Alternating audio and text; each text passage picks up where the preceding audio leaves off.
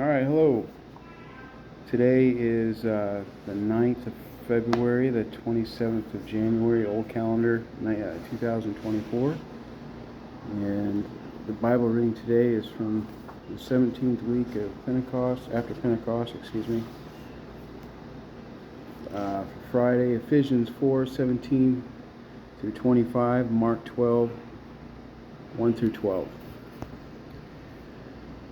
Ephesians 4:17. This I say therefore, and testify in the Lord, that you should no longer walk as the rest of the Gentiles walk, in the futility of their mind, having their understanding darkened, being alienated from the life of God, because of the ignorance that is in them, because of the hardening of their heart, who being past feeling have given themselves over to lasciviousness, to work all uncleanness and with greediness. But you have not so learned Christ, if indeed you have heard him and have been taught by him, as the truth is in Jesus, that you put off concerning your former conduct the old man, which grows corrupt according to the deceitful lusts, and be renewed in the spirit of your mind, and that you put on the new man, which was created according to God in righteousness and true holiness. Therefore, putting away lying, each one speak truth with his neighbor, for we are members of one another. Be renewed in the spirit of your mind, and put on the new man, created according to God. How then is the renewal to take place? In the spirit of your mind, he says, whoever therefore has the Spirit will perform no old deed.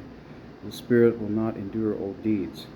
In the spirit of your mind, he says, that is, in the spirit which is in your mind, do you see that the subject is one, but the clothing is twofold, that which is put off and that which is put on?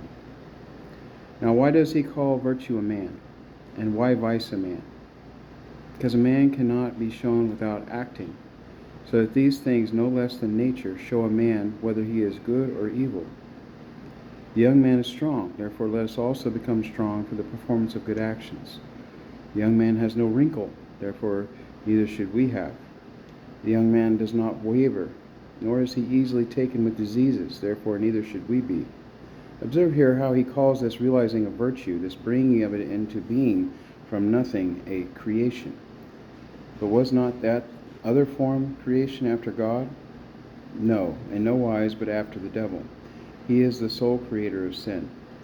There was of old a righteousness. There was a likeness, a holiness with the Jews. Yet that was not the righteousness in truth, but in figure. For being clean in body was a type of purity, but not the truth of purity. It was a type of righteousness, not the truth of righteousness. For there are many who to those that are outside seem to be righteous, yet they are false. For listen to Christ, how he says, unless your righteousness will exceed the righteousness of the scribes and Pharisees, you will no wise enter into the kingdom of heaven. Matthew 5:20. If therefore we will be able to appear righteous one towards another before the terrible tribunal, we may meet with some loving kindness. Toward God indeed it is impossible we should appear so, whatever we may have to show. But if we do not violate what is righteous towards each other, then we will be righteous. If we will be able to show that we have been treated righteously, then we'll be righteous. How does he say to those who are already clothed, put on? He is now speaking of that clothing which is from life and good works. Before the clothing was from baptism, whereas now is from the daily life and from works. But what does the word holy mean? It is that which is pure, that which is proper. Our part then is never to put off the garment of righteousness. This the prophet also calls the garment of salvation, Isaiah 61:10. So he may be made like God. We should never delay at all. For hear the prophet when he says, he clothed himself also with cursing as with his garment, and it came into his inward parts. Psalms 109:18. And again, who coverest thyself with light as with a garment. Psalms 104:2. St. John Chrysostom, Homily 13 on Ephesians 4, book 57, pages 114 to 115. Mark 12. Then he began to speak to them in parables. A man planted a vineyard and set a hedge around it, dug a place for the wine vat, and built a tower. And he leased it to vine dressers, and went into a far country. Now at vintage time he sent a servant to the vine dressers, that he might receive some of the fruit of the vineyard from the vine dressers. And they took him and beat him and sent him away empty-handed. Again he sent him another servant, and they threw stones, wounded him in the head, and sent him away shamefully treated. And again he sent another, and him they killed, and many others, beating some and killing some. Therefore, still having one son, his beloved, he also sent him to them last, saying, They will respect my son.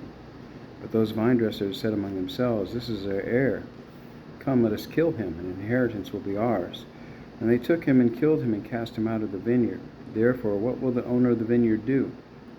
He will come and destroy the vine dressers, and give the vineyard to others. Have you not read this scripture? The stone which the late builders rejected has become the chief cornerstone. This is the Lord's doing, and it is marvelous in our eyes. And they sought to lay hold of him, but feared the multitude, for they knew he had spoken the parable against them. So they left him and went away. The parable of the husbandman and the wicked vine dressers. See 13th Sunday after Pentecost. I really like this book because it has the scripture readings for the whole year for the liturgy, and then you've got the descriptions or the commentaries from the actual saints, and it really helps to put things in proper understanding. Alright, so the parable of the householder who planted the vineyard. He imitates many things by this parable. God's providence, which had been exercised towards them from the first, their murderous disposition from the beginning, that nothing had been omitted of whatever pertained to a needful care of them, that even when prophets had been slain, he had not turned away from them, but had sent his very Son, that the God both of the New and the Old Testament was one and the same, that his death would effect great blessings, that they were to endure extreme punishment for the crucifixion and their crime, the calling of the Gentiles, the casting out of the Jews, and observe also both his great care and the excessive idleness of these men. For the things that pertain to the husbandman he did himself. He left little for them to do, to take care of what was there, and to preserve what was given to them. For nothing was left undone, but all accomplished. And he sent his servants, that is, the prophets, to receive the fruit, that is, their obedience, the proof of it by their works. And where do they take counsel to kill him? Out of the vineyard.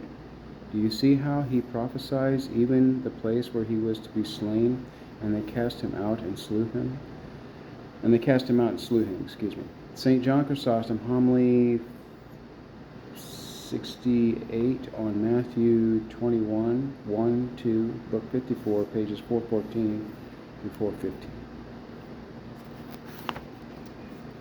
Alright, so this was today's reading, and it is from, just a second, the Bible and the Holy Fathers for Orthodox. It's a very nice book that you can get from